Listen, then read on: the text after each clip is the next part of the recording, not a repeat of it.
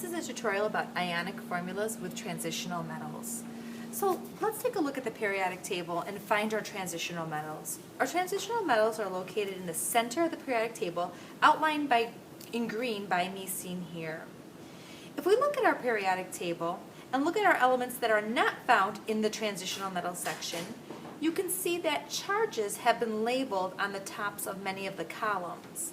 The transitional metals don't have charges on the top of their columns. And the reason why is because transitional metals can form into more than one type of ion, whereas these elements seen in the labeled columns only form into the ions that are seen at the tops. So, what must we do to indicate the charge on a transitional metal? We use Roman numerals. So let's take a look at an example. Let's look at iron. If you notice, iron is a transitional metal. What is its charge? You don't know. There is nothing labeled at the top. So, there must be something given in iron's name to give away its charge.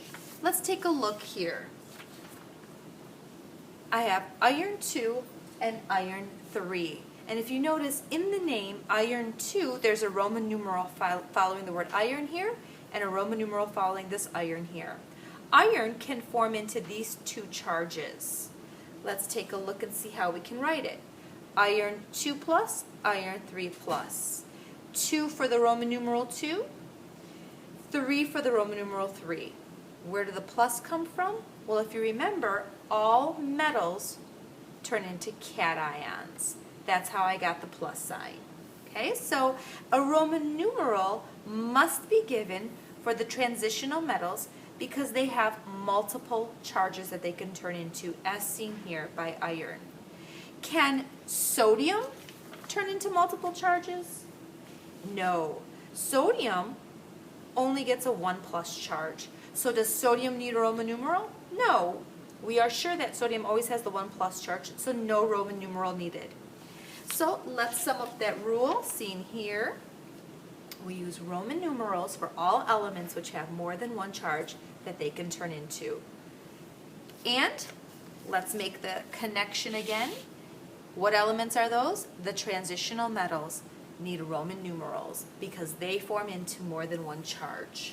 All right, let's take a look at some examples on how to write ionic formulas with transitional metals. So let's start with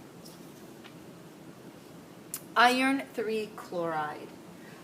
Bring back our periodic table and let's find iron 3 chloride. Well, I found iron and I found chlorine, which is the ion form chloride.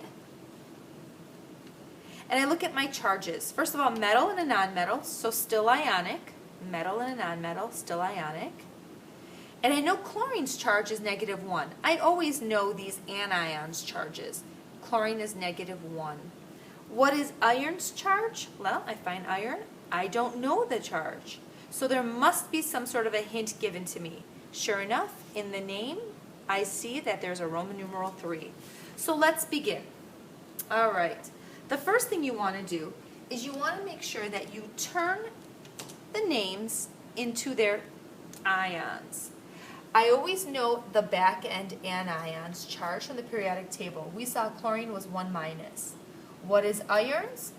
Well, that's what the Roman numeral is. The Roman numeral is the charge on the transitional metal. So Roman numeral 3 for a charge of 3 plus. Cations are positive. Now, how do we write a formula? Same thing as before. The goal is to make this neutral. 3 plus and 1 minus, those don't cancel out. Those are not neutral. So if you notice here, I've added 3 chlorines. 1, 2, 3 minus is my total charge on this side to balance out the 3 plus on this side. 3 plus and 3 minus give me an overall charge of 0, which is neutral. So same way we wrote our other ionic formulas. How do I represent this in a formula? Well, I need one of these Fe's, so 1 Fe, and I need 3 of these chlorines. So there we go, FeCl3, no charges written. Also remember the 1 on iron does not get written either. It is just assumed. So Fe, one of them, for 3 chlorines. Great. Let's go on to another example. Let's look at cobalt 2 bromide. All right, let's find them on the periodic table and see what information we can get. I found cobalt. I found bromide, which is bromine. I know the charge of bromine, 1 minus. So let's start there. Always start with what you know. Bromine's charge is 1 minus. What's cobalt's charge? I don't know. It's not labeled. Cobalt is a transitional metal that can turn into more than one ion. So there must be something given away in its name. Sure enough, the Roman numeral tells me the charge on the transitional metal. So let's go ahead and fit that in. Roman numeral 2, so 2 plus. All metals get a positive charge. Let's now write the formula. Again, take the name and write the charges first. You can't just jump to the formula. You have to write the charges first. So I have a 2 plus and a 1 minus. So if I take 2 of these bromines, I get a total charge of 2 minus. 1 minus and 1 minus make 2 minus. To balance out, well, I just need one of these cobalts because it comes with a 2 plus charge. 2 plus and 2 minus cancel each other out for a neutral neutral compound. Now let's write the formula.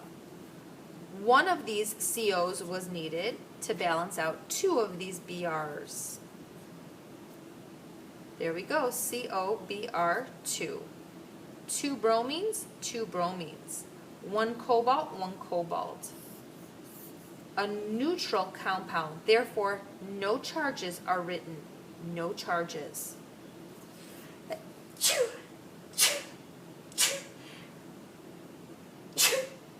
God bless me. All right, moving on to our next example. Let's try copper 1 oxide. We're getting a little bit harder, just a little bit.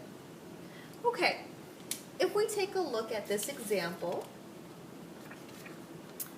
take a look at our periodic table and find copper and oxygen. Here's copper, transitional metal. Here's oxygen. Whose information do I know? Well, I know oxygen is always a 2 minus, so start there. You always know the charge of the back end. Start at the back end. Oxygen is 2 minus. Copper, I don't know the charge. There's nothing written. So, in the name, there must have been a hint, and here it is, 1. The charge on copper is 1 plus. So here is copper with a 1 plus, and here's oxygen as we saw on the periodic table with a 2 minus. Let's balance these out. I need 2 of these to make a 2 plus to balance out this one here. Made a neutral compound. That's the goal, make a neutral compound. So 2 of the Cus for 1 of the oxygens. Final answer. All right, in our last example, chromium 3 sulfide. Let's take a look at our periodic table. Here's chromium, transitional metal. Sulfur here, which is also sulfide, 2 minus. Always has a 2 minus. Chromium, I don't know. I have to look at the name. So, let me get my little sheet so we can write on here. All right. I always know the charge of the back end. We said sulfur was a 2 minus found on the periodic table. Chromium was not found on the periodic table with a charge, but this 3 right here tells me the charge on chromium. Chromium is 3 plus, all cations. All metals are cations. Okay? Let's balance this out. This one's a little bit harder. 3 plus and 2 minus. So I'm going to add another chromium here, so I have now 6 plus. So I need a total of 3 of the sulfurs, 2, 4, 6, minus. Now I have 0. So how did I do that, or what made me think of that?